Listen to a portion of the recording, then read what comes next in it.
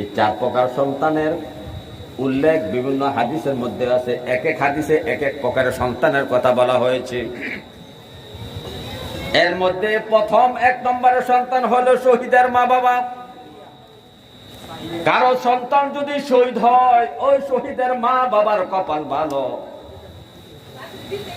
কারণ শহীদরা বিনা হিসাবে জান্নাতি, তাদের কোনো আমল নামায় আল্লাহ দেখবেন না, কোনো হিসাবে তাদেরকে নিবেন না।